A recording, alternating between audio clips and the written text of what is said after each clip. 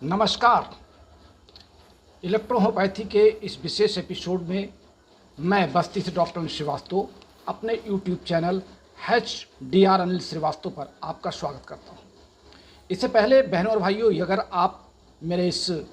Channel को subscribe नहीं किए हों तो कृपया सब्सक्राइब करें, लाइक करें और घंटी दबा दें, जिससे कि आपके बीच हम त्वरित गति से पहुंचने के लिए तैयार रहें। जी हाँ, इस YouTube चैनल पे मैं आपका स्वागत करता हूँ। इससे पहले हमने आपको बताया था कि इलेक्ट्रोहोपैथी की औषधियाँ किस सिद्धांत पर कार्य करती हैं। हमने आपको 7 प्रकार के सिद्धांत बताए थे। आज हम चर्चा कर लेते हैं कि इलेक्ट्रोहोपैथी या किसी भी चिकित्सा पद्धति के कार्य करने में टाइप्स ऑफ ट्रीटमेंट क्या होता है, और टाइप्स ऑफ ट्रीटमेंट के बाद हम औषधियों के एक एक क्रम में आपसे चर्चा करेंगे। इलेक्ट्रोहोपैथी के इस एपिसोड में आप लगातार हमारे साथ बने रहें, जिससे प्रत्येक एपिसोड का आनंद लेते हुए आप इलेक्ट्रोहोपैथी चिकित्सा पद्धति को सीखने का प्रयास कर सकें। और जब आप इसको सीखेंगे तो आप मनन भी करेंगे। विशेष करके वो चिकित्सक साथी जो इलेक्ट्रोहोपैथी को पढ़ने के बाद अपनी चिकित्सा विधि से बहुत दूर भटके हुए हैं, उनको वापस अपने सही पैटर्न पर लाने के लिए, सही ट्रैक पर लाने के लिए मैं इस यूट्यूब चैनल के माध्यम से आपके बीच आ रहा हूं। जहां तक टाइप्स ऑफ ट्रीटमेंट की बात है, हम चिकित्सा विज्ञान में टाइप्स ऑफ ट्रीटमेंट 8 प्रकार के करते हैं। पहला है हमारा प्रिवेंटिव ट्रीटमेंट, दूसरा है क्यूरेटिव ट्रीटमेंट, तीसरा है पैलेटिव ट्रीटमेंट, चौथा है डाइटिक ट्रीटमेंट, पांचवा है एम्पेरिकल ट्रीटमेंट, छठवां है हाइजीनिक ट्रीटमेंट, सातवां है क्लाइमेटिक ट्रीटमेंट और आठवां है एक्सपेक्टेशन ट्रीटमेंट। अब हम चर्चा कर लेते हैं कि ये ट्रीटमेंट हैं क्या। प्रिवेंटिव ट्रीटमेंट, हम उस प्रकार का ट्रीटमेंट या उसका इलाज करते हैं कि रोग के आने के पहले, अन्य चिकित्सा पद्धतियों में इसको वैक्सीन कह सकते हैं, लेकिन हमारे इलेक्ट्रोहोपैथी चिकित्सा पद्धति में हम इसको प्रिवेंटिव ट्रीटमेंट मान करके उन औषधियों का चुनाव करते हैं जिससे आने वाले रोग की संभावनाएं शरीर में प्रवेश ही न करने पाएँ। चाहे वो बैक्टीरियल इन्फेक्शन हो, चाहे वो वायरस इन्फेक्शन हो या फंगल इन्फेक्शन हो,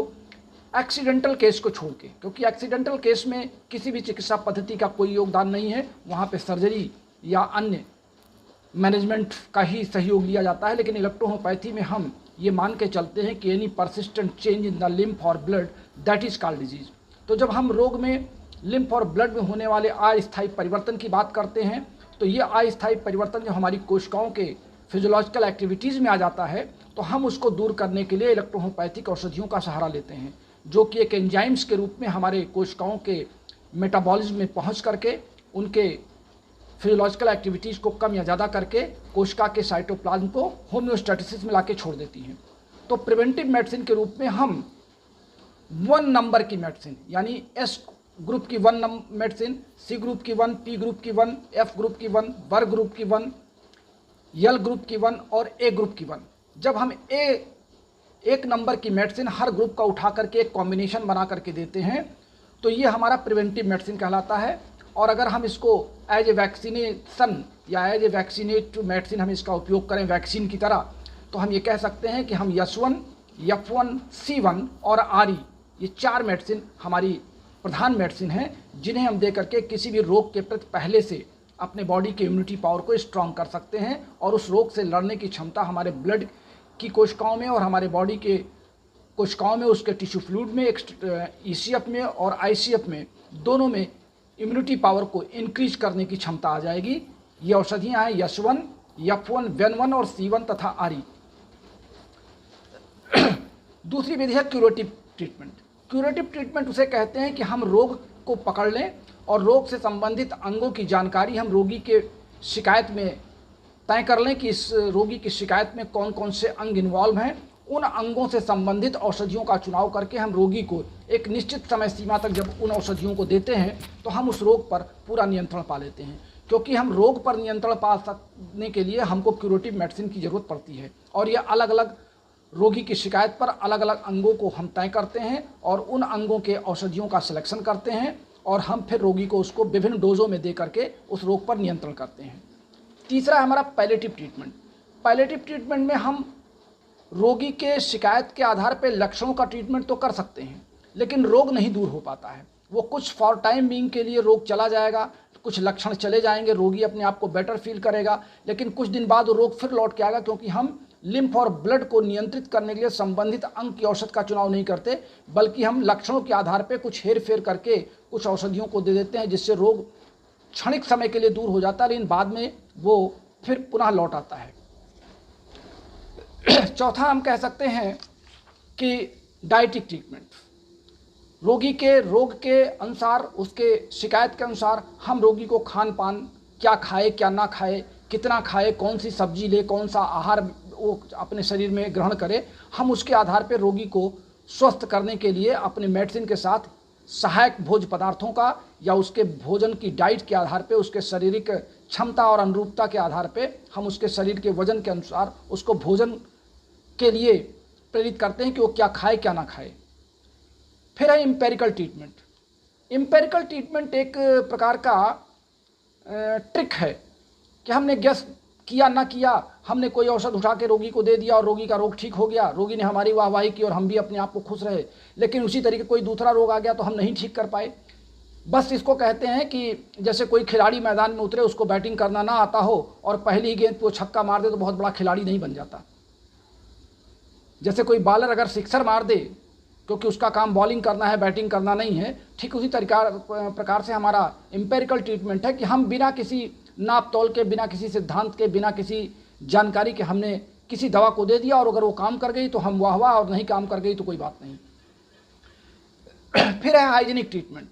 स्वास्थ्य के दृष्टिकोण से हम रोगों की आरोग्यता के साथ उसको विभिन्न प्रकार के जो हाइजीनिक ट्रीटमेंट हैं, साफ सफाई रखना, कपड़ों की सफाई रखना, अपने आसपास के एटमॉस्फेयर को सफाई साफ रखना, इस प्रकार की जो हम परिभाषा के अंतर्गत हम जो रोगी को सलाह देते हैं उसके स्वस्थ रहने में, वो भी रोगी को स्वस्थ रखने में सहायक होता है। अगला है क्लाइमेटिक ट्रीटमेंट। विभिन्न प्रकार के वातावरण में रोगी का निवास करना। ठंडे प्रांत के रोगी के अलग दशाएं होंगी, गर्म प्रांत के रोगी की अलग दशाएं होंगी। बरसात में रोग का पनपना अलग होगा,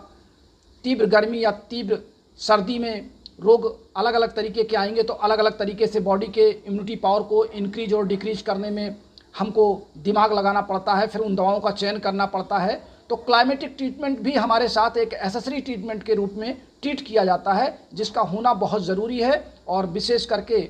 जब रोगी अपने एक स्थान से दूसरे स्थान को चेंज करता है तो भी उसके रोग में नियंत्रण करने में चिकित्सक को अपना पूरा ध्यान लगाना पड़ता है, और इसे हम कहते हैं क्लाइमेटिक ट्रीटमेंट, अर्थात वातावरण के अनुसार रोगी का ट्रीटमेंट करना। हम अंतिम पर बात कर लें अगर,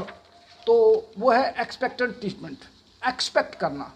हम रोगी के बातों से, उसके पारिवारिक एटमॉस्फेयर को, रोगी की भावनाओं को समझते हुए रोगी हमसे क्या चाहता है, हमसे क्या एक्सपेक्ट करता है, उस आधार पर रोगी को सांत्वना देना, उसको बताना कि ये दवाइयाँ हमारी ठीक हैं, आपका रोग बहुत गंभीर नहीं है, आप परेशान ना हो, आप ये खाएं, आप ऐसे रहें, आप ऐसे उठें। यानी कुल मिलाकर के रोगी को साइकोलॉजिकल ट्रीटमेंट जिसे हम कह सकते हैं, उसे हम एक्सपेक्टेड ट्रीटमेंट कहते हैं। हम रोगी हमसे जो एक्सपेक्ट करता है, जो हमसे अपेक्षा करता है, हम उस प्रकार रोगी की भाषा में उसको समझाने का प्रयास करें तो हम रोग पर नियंत्रण पा सकते हैं।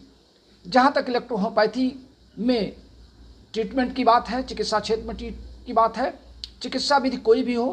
प्रत्येक चिकित्सा विधि के चिकित्सक को इन 8 प्रकार के ट्रीटमेंट की आवश्यकता पड़ती है। और इन 8 प्रकार के ट्रीटमेंट में जो सबसे सुपर ट्रीटमेंट कहलाता है वो हमारा है क्यूरेटिव ट्रीटमेंट इलेक्ट्रोहोम्योपैथिक दृष्टिकोण से, जहाँ पर हम रोग का इलाज करते हैं, रोगी के ना तो लक्षण का इलाज करते हैं, ना उसकी दशा का इलाज करते हैं, बल्कि हम रोग का इलाज करते हैं।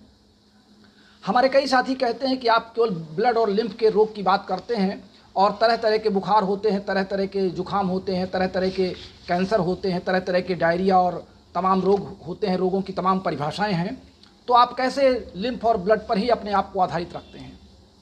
दरअसल मैं अपने उन तमाम सुनने वाले देशवासियों को या जो साथी इस पे इंटरेस्ट रखते हैं, इलेक्ट्रोहोम्योपैथी में ब्लड और लिम्फ ये 2 ट्रांसपोर्ट सिस्टम बॉडी में प्रकृति ने बनाया है, जिसके द्वारा विभिन्न कोशिकाओं को ऊर्जा और फूड से जो हमको एनर्जेटिक प्रोडक्ट प्राप्त होते हैं, या जिसको हम कह सकते हैं भोजन के जो तत्व प्राप्त होते हैं, वो हम लिम्फ और ब्लड के माध्यम से विभिन्न कोशिकाओं तक, उनके टिश्यू फ्लूइड तक हम पहुंचाते हैं। तो जब हमारा टिश्यू फ्लूइड और लिम्फ और ब्लड जब ये अपने आप में प्योर होते हैं, प्योर का तात्पर्य यह है जब इनका होम्योस्टेटिस मेंटेन होता है, इनकी कार्य क्षमता बिल्कुल एक लेवल पर रहती है, तो किसी भी कोशिका में किसी भी रोग के होने की संभावना या उसके विभिन्न फिजियोलॉजिकल एक्टिविटीज़ के लेवल का घटना और बढ़ना संभव नहीं है। लेकिन जब कोई वायरल इन्फेक्शन, बैक्टीरियल इन्फेक्शन या कोई अन्य काज से हमारे लिम्फ और ब्लड में कोई परिवर्तन आता है, रोग चाहे वो डायरिया का हो, रोग चाहे वो कैंसर का हो, रोग चाहे वो फीवर का हो, चाहे वो हमारे पेट दर्द से संबंधित हो या हमारा मानसिक तनाव हो, किसी भी प्रकार का रोग हो, अंततोगत्वा रोग जा करके लिम्फ और ब्लड के टिश्यू फ्लूइड में ही टकराता है और वहीं पे जाके अपना वो घर बना लेता है। तो जब हम उसके घर को दुरुस्त कर देते हैं, डेंट पेंट करके उसके इम्यूनिटी पावर को, उसके बॉडी के होम्योस्टेटिस को, ब्लड और लिम्फ के होम्योस्टेटिस को मेंटेन कर देते हैं, तो रोग अपने आप दूर हो जाता है। ये मेरे 37 साल के निजी अनुभव मैं आपको शेयर कर रहा हूँ। मैं किसी पर थोपना नहीं चाहता हूँ और ना ही किसी सिद्धांत को तोड़ मरोड़ के प्रस्तुत कर रहा हूँ, बल्कि मैं आपको सिर्फ अपने निजी अनुभव शेयर कर रहा हूँ। अगर आपको मेरा निजी अनुभव अच्छा लगता है तो आप भी इसको अपनाने का प्रयास करें और इलेक्ट्रोहोम्योपैथी में एक अच्छे चिकित्सक के रूप में क्षेत्र में अपना नाम करें। चूँकि सरकार भी ये कहती है, सुप्रीम कोर्ट भी ये कहती है कि हम इलेक्ट्रोहोम्योपैथी के प्रैक्टिस में, रिसर्च में अपना योगदान आगे बढ़ाते रहें, तो हम उसी रूप में अपने निजी अनुभवों को आप तक शेयर कर रहे हैं। और आप इसको लाइक करें, सब्सक्राइब करें हमारे चैनल को और हमें लिखें कि आपको हमारा आज का ये क्लास कैसा लगा। बस आज यहीं तक। कल आपसे हम फिर इलेक्ट्रोहोम्योपैथी के दूसरे क्षेत्र में आपसे चर्चा करेंगे। तब तक के लिए अपने प्यारे दोस्त डॉक्टर श्रीवास्तव को विदा करने से पहले हमारा फ़ोन नंबर नोट कर लें, 9793252355। बस आज के लिए इतना ही। नमस्कार, शुभ रात्रि।